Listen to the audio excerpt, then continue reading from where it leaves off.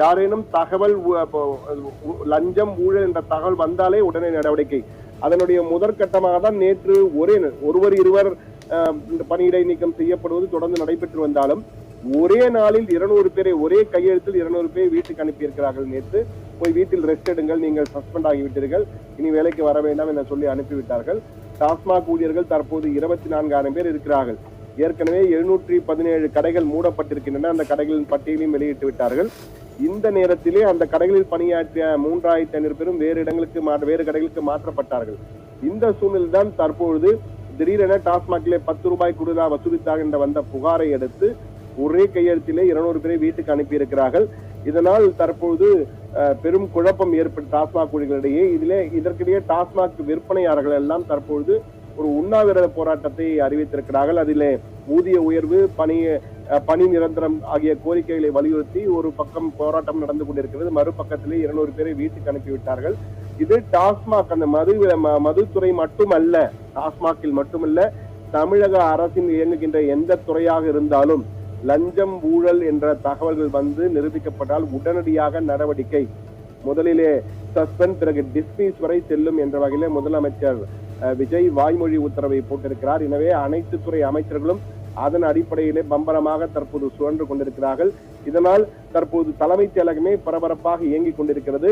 ஒரே நாளில் 200 பேரை வீட்டுக்கு அனுப்பியது தற்போது பெரும் பேச்சாக தலைமைச் செயலகத்தில் பேசப்பட்டு வருகிறது. ஷர்மிளா, ஒரு பக்கம் சட்டம் ஒழுங்கு, பாலியல் வன்கொடுமை என எதிர்க்கட்சிகள் தொடர்ந்து பெரும் குற்றச்சாட்டை இந்த அரசு மீது, தாவேக அரசு மீது வைத்து வருகிறார்கள்.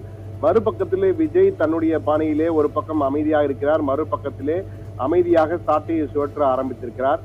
நேற்று கூட ஒரே கையெழுத்தில் 200 பேரை வீட்டுக்கு அனுப்பி ரெஸ்ட் எடுக்க சொல்லிவிட்டார்கள். அதாவது அவர்களை சஸ்பெண்ட் செய்து தற்கால பணியிடை நீக்கம் செய்து வீட்டுக்கு அனுப்பிவிட்டார்கள். நீங்கள் வீட்டில் ஓய்விடுங்கள், மீண்டும் அழைக்கும் போது அழைக்கிறோம் என்ற நடவடிக்கை எடுத்து வீட்டுக்கு 200 பேரை ஒரே நாளில் 200 பேரை வீட்டுக்கு அனுப்பிவிட்டார்கள். காரணம், டாஸ்மாகிலே 10 ரூபாய் கூடுதலாக வசூலித்திருக்கிறார்கள். ஏற்கனவே பல முறை எச்சரிக்கை விடுத்தும் அவர்கள் கேட்டால் மீண்டும் மீண்டும் அந்த 10 ரூபாய் கூடுதலாக வசூலித்ததாக வந்த புகாரை எடுத்து நேற்று தமிழ்நாடு முழுவதும் 200 பேரை வீட்டுக்கு அனுப்பியிருக்கிறார்கள் உடனடி உத்தரவாக. அது மட்டுமல்ல, தற்போது முதலமைச்சர் விஜய் மிக தெளிவாக ஒரு உத்தரவினை போட்டிருக்கிறார். லஞ்சம் ஊழல் என்ற தகவல் வந்தாலே உடனடியாக நடவடிக்கை எடுக்க வேண்டும்.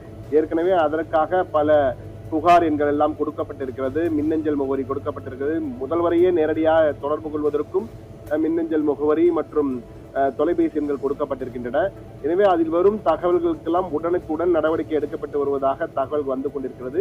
எனவே உடனுக்குடன் தகவல் எடுத்து நடவடிக்கையும் எடுக்கப்பட்டு வருவதால் தலைமைச் செயலகமே தற்போது பரபரப்பாக எந்த நேரத்தில் என்ன நடக்குமோ என்ற ஒரு பரபரப்பில் விறுவிறு என இயங்கிக் கொண்டிருக்கிறது. யாரேனும் தகவல் லஞ்சம் ஊழல் என்ற தகவல் வந்தாலே உடனே நடவடிக்கை. அதனுடைய முதற்கட்டமாக தான் நேற்று ஒருவர் இருவர் பணியிடை நீக்கம் செய்யப்படுவது தொடர்ந்து நடைபெற்று வந்தாலும் ஒரே நாளில் 200 பேரை ஒரே கையெழுத்தில் 200 பேர் வீட்டுக்கு அனுப்பியிருக்கிறார்கள். நேற்று போய் வீட்டில் ரெஸ்ட் எடுங்கள், நீங்கள் சஸ்பெண்ட் ஆகிவிட்டீர்கள், இனி வேலைக்கு வர வேண்டாம் என சொல்லி அனுப்பிவிட்டார்கள். டாஸ்மாக் ஊழியர்கள் தற்போது 24,000 பேர் இருக்கிறார்கள். ஏற்கனவே 717 கடைகள் மூடப்பட்டிருக்கின்றன. அந்த கடைகளின் பட்டியலையும் வெளியிட்டு விட்டார்கள். இந்த நேரத்திலே அந்த கடைகளில் பணியாற்றிய 3,500 பேரும் வேறு கடைகளுக்கு மாற்றப்பட்டார்கள். இந்த சூழ்நிலை தான் தற்பொழுது திடீரென டாஸ்மாகிலே 10 ரூபாய் கூடுதலாக வசூலித்தார் என்ற வந்த புகாரை அடுத்து ஒரே கையெழுத்திலே 200 பேரை வீட்டுக்கு அனுப்பியிருக்கிறார்கள். இதனால் தற்போது பெரும் குழப்பம் ஏற்பட்ட டாஸ்மாக் ஊழியர்களிடையே. இதற்கிடையே டாஸ்மாக் விற்பனையாளர்கள் எல்லாம் தற்பொழுது ஒரு உண்ணாவிரத போராட்டத்தை அறிவித்திருக்கிறார்கள். அதிலே ஊதிய உயர்வு, பணி நிரந்தரம் ஆகிய கோரிக்கைகளை வலியுறுத்தி ஒரு பக்கம் போராட்டம் நடந்து கொண்டிருக்கிறது. மறுபக்கத்திலே 200 பேரை வீட்டுக்கு அனுப்பிவிட்டார்கள். இது டாஸ்மாக் அந்த மதுத்துறை மட்டுமல்ல, டாஸ்மாகில் மட்டுமல்ல, தமிழக அரசின் இயங்குகின்ற எந்த துறையாக இருந்தாலும் லஞ்சம் ஊழல் என்ற தகவல்கள் வந்து நிரூபிக்கப்பட்டால் உடனடியாக நடவடிக்கை. முதலிலே சஸ்பெண்ட், பிறகு டிஸ்மிஸ் வரை செல்லும் என்ற வகையிலே முதலமைச்சர் விஜய் வாய்மொழி உத்தரவை போட்டிருக்கிறார். எனவே அனைத்து துறை அமைச்சர்களும் அதன் அடிப்படையிலே பம்பரமாக தற்போது சுழன்று கொண்டிருக்கிறார்கள். இதனால் தற்போது தலைமைச் செயலகமே பரபரப்பாக இயங்கிக் கொண்டிருக்கிறது. ஒரே நாளில் 200 பேரை வீட்டுக்கு அனுப்பியது தற்போது பெரும் பேச்சாக தலைமைச் செயலகத்தில் பேசப்பட்டு வருகிறது. ஷர்மிளா, ஒரு பக்கம் சட்டம் ஒழுங்கு, பாலியல் வன்கொடுமை என எதிர்க்கட்சிகள் தொடர்ந்து பெரும் குற்றச்சாட்டை இந்த அரசு மீது, தாவேக அரசு மீது வைத்து வருகிறார்கள்.